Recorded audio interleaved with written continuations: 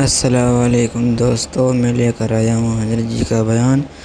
اس بیان میں حضرت جی مولانا سعد صاحب اللہ کے عذاب سے بچو جتنا بھی بچا جائے مسلمان سے، اس کے بارے میں بتا رہے ہیں۔ چلو تو چلتے ہیں بیان کی طرف۔ اگر بیان اچھا لگے تو چینل کو سبسکرائب کریں اور ویڈیو کو زیادہ سے زیادہ لوگوں کو شیئر کریں۔ آپ غور کریں، ایک تو یہ آیت ہے قرآن کی، تو میں نے عرض کیا، میں نے قرآن میں دو جگہ دیکھا کہ مسلمان اللہ کے دشمن کہاں کہاں ہیں۔ اور یہ نہیں کہ کافروں کا دشمن ہو، مسلمان ہوتے ہوئے اللہ کے دشمن،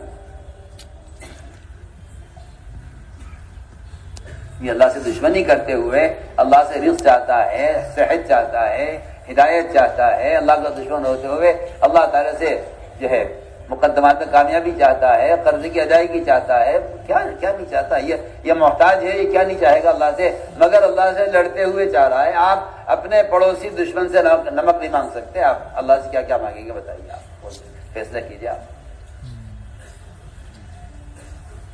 مانگ سکتے ہیں پڑوسی دشمن سے نمک مانگ سکتے ہیں؟ آپ کا پڑوسی آپ کو دشمن ہے، نمک مانگ سکتے ہیں آپ ان سے؟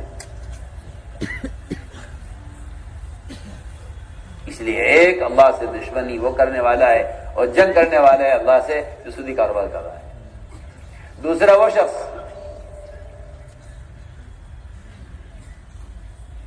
شخص کہ جس کی زندگی، اس کا حلیہ اور اس کے معمولات اور اس کی ضروریات محمد صلی اللہ علیہ وسلم کے طریقے کے خلاف چل رہی ہیں، وہ بھی اللہ سے جنگ کرنے والا ہے۔ بلکہ فرمایا کہ ایسے لوگ تو کسی فتنے کے عذاب کے آنے کا انتظار کریں۔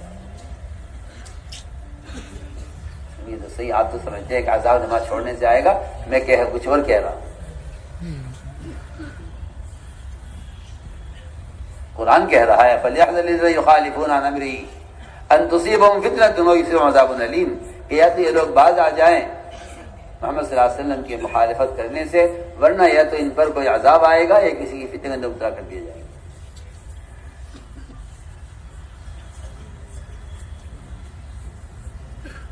تو میرے دوستو عزیزو، میں جو بات اصل کہنا چاہتا ہوں وہ یہ ہے کہ ساری بے دینی جتنی بھی ہے وہ ایمان بالغیب نہ ہونے کی وجہ سے ہے، کیونکہ تاثر ہی نہیں ہے اس کا دل میں اس کا کوئی تاثر نہیں ہے۔ اس لیے سب سے پہلی چیز جو سکھلائی گئی ہے اس امت کو وہ ایمان بالغیب سکھلایا گیا کہ تم غیب پر ایمان لاؤ، غیب پر ایمان لاؤ۔ اور غیب پر ایمان لانے کی مثالیں ہیں، کیونکہ اللہ رب العزت نبی کی زبان پر ایسی بات جاری کرتے ہیں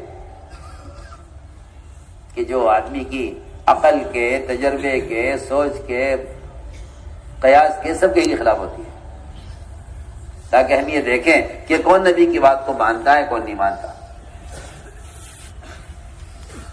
اس لیے میں پھر عرض کرتا ہوں کہ احکام ہے ایک طرف، لیکن انسان یہ کہتا ہے کہ میرے تجربے کے اعتبار سے، میرے حالات کے اعتبار سے، میرے ماحول، میری سوسائٹی کے اعتبار سے یہ چیز مشکل ہے، لہذا وہ احکام کا انکار کر دیتا ہے۔ میں آپ کو ایک بہت اہم بات کہنا چاہتا ہوں سب سے،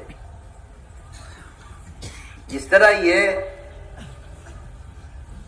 سنتوں کا اور اعمال کا انکار کر دیتا ہے یہ کہہ کر کہ میرے حالات ایسے نہیں ہیں کہ میں اس طرح عمل کر سکوں،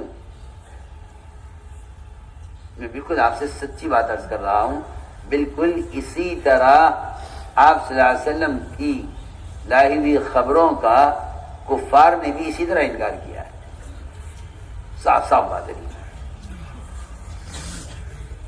آپ یہ مت سوچئے کہ نبی اگر قبر، عذاب قبر کی، جہنم کی خبر دے رہے ہیں تو مان لیں گے اس کو، اور اگر کوئی حکم دے رہے ہیں وہ تو اس کو ہم دیکھیں گے کہ ہماری عقل میں سماتا ہے یا نہیں سماتا۔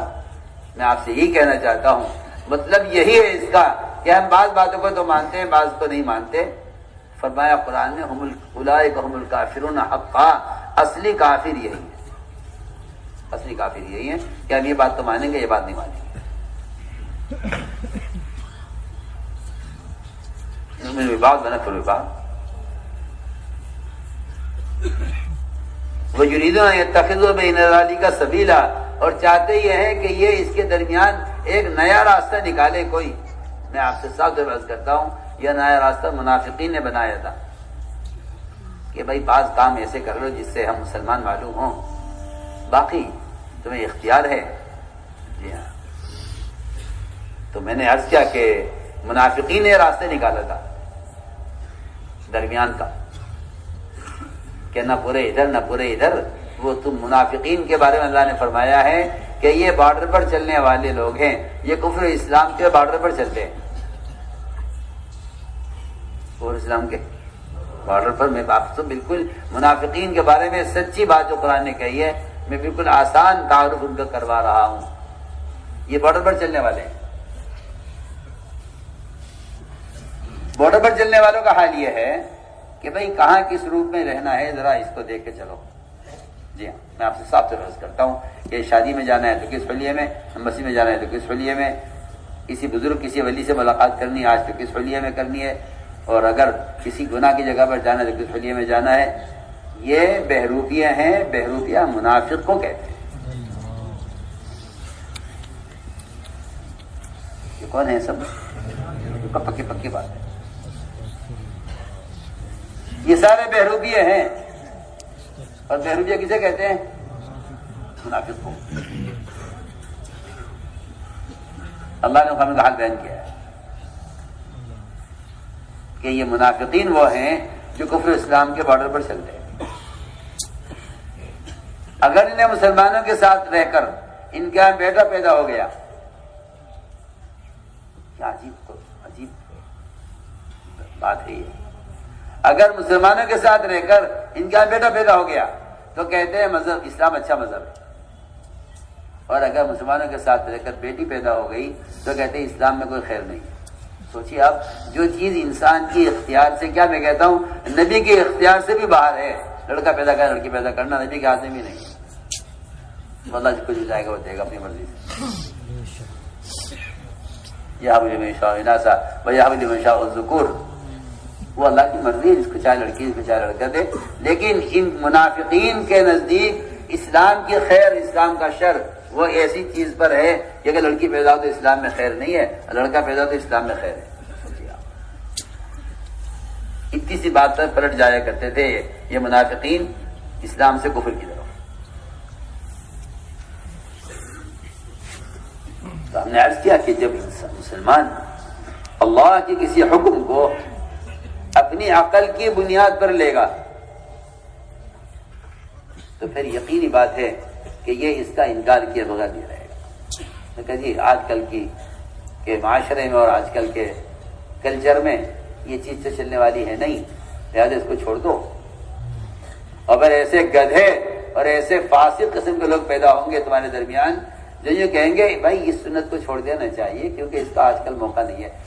قاضی ابو یوسف کی عدالت میں وزیر کی دعوت کی. قاضی ابو یوسف نے بغداد کی عدالت کے سب سے بڑے قاضی تھے. قاضی ابو یوسف وزیر سے تعلق تھا. اسے بلایا وزیر کو کھانے کے لیے.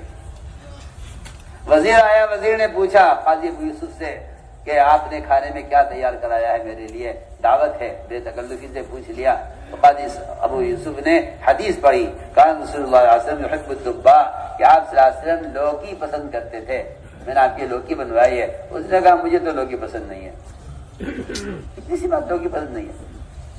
لوکی کھانا نہ فرض ہے نہ واجب ہے، آپ صلی اللہ علیہ وسلم کو پسند ہے، اور وہ بھی آپ صلی اللہ علیہ وسلم کی عبادات میں سے نہیں ہے وہ عمل. آپ غور کیجئے میری بات پر. لوکی کھانا آپ صلی اللہ علیہ وسلم کی عبادات کا عمل نہیں ہے، وہ آپ کی ایک خواہش اور ایک بدنی چاہت جسے ایک انسان میں ہونی چاہیے. سنیے